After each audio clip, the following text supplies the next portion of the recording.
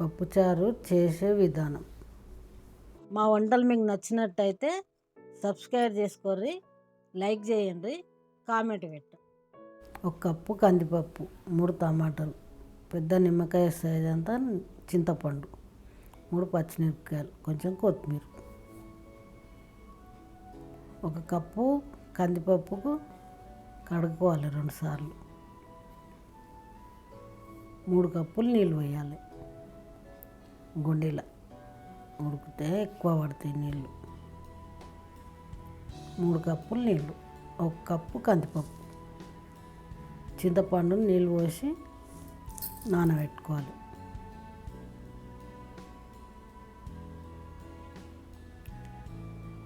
చెంచాడు పసుపు, 3 పచ్చిమిరపకాయలు, చెంచాడు నూనె. నూనె వేస్తే పొంగది.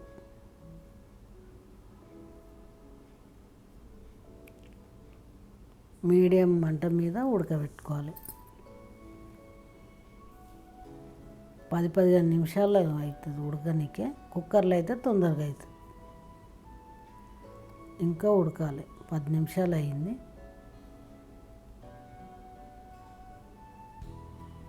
చెంచాడు కారం,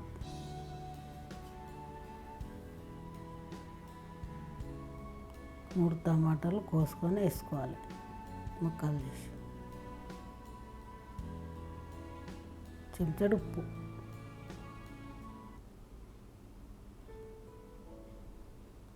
కలుపుకొని మళ్ళీ ఒక 5 నిమిషాలు ఉడికించుకోవాలి. టమాటా మొత్తం ఉడకాలి. మూత పెట్టి ఉడికించుకోవాలి. చింతపండు రసం ఒక కటోరలో తీసుకోవాలి. పప్పు ఉడికిపోయింది. అట్లా ఉడకాలి పప్పును మాడనీయద్దు. ఇప్పుడు రుబ్బుకోవాలి. పప్పు గొట్టంతో మెత్తగా రుబ్బుకోవాలి. పప్పుని ఎంత మెత్తగా రుబ్బితే అంత టేస్ట్ వస్తుంది. అవి అట్లా రుబ్బాలి. పప్పు, టమాటా, పచ్చిమిరపకాయలు ఏం కనిపించద్దు. ఈ పాతకాలం పప్పు. 1 కప్పు నీళ్ళు పోసుకోవాలి. చింతపండు రసం వేసేసుకోవాలి. 1 కప్పు, 2 కప్పులు, 3. ఇంకా చిక్కగా ఉంది. ఇంకో కప్పు నీళ్ళు పోసుకోవాలి. మీడియం ఉండాలి. పప్పుచారు అంటే చిక్కగా ఉండొద్దు, నీళ్ళు ఉండొద్దు. 4 కప్పులు నీళ్ళు పోసుకున్నా. మీడియం ఉంది. ఇప్పుడు దీన్ని కొంచెం కరివేపాకు, కొంచెం కొత్తిమీర వేసి ఒక 15 నిమిషాలు మరిగించుకోవాలి.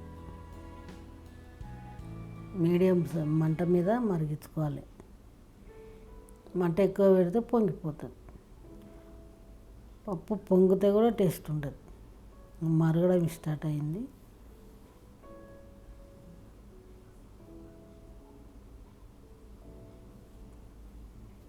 పదిహేను నిమిషాలు అయితే దించేసుకోవాలి.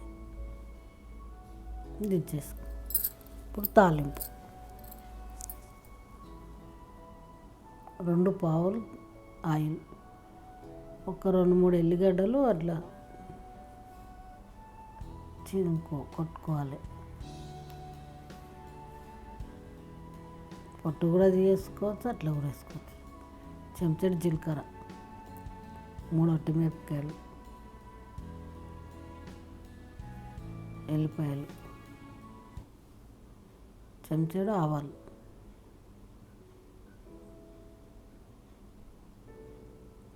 ఎల్లిపాయలు మిరపకాయలతోనే మంచి వాసన వస్తే టేస్ట్ ఉంటుంది. కొంచెం దూరగా ఎంపుకోవాలి.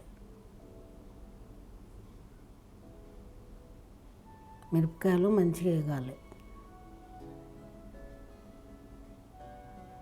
దించుకొని కొంచెం కరివేపాకు వేసుకోవాలి.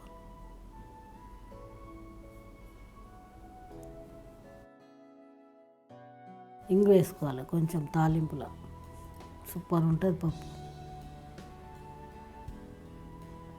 కొంచెం కొంచెం వేసుకోవాలి. నూనె ఎగిరిపోతుంది, అసలు చల్లబడ్డాకనే వేసుకోవాలి.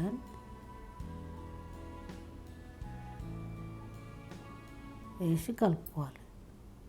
పప్పుచారు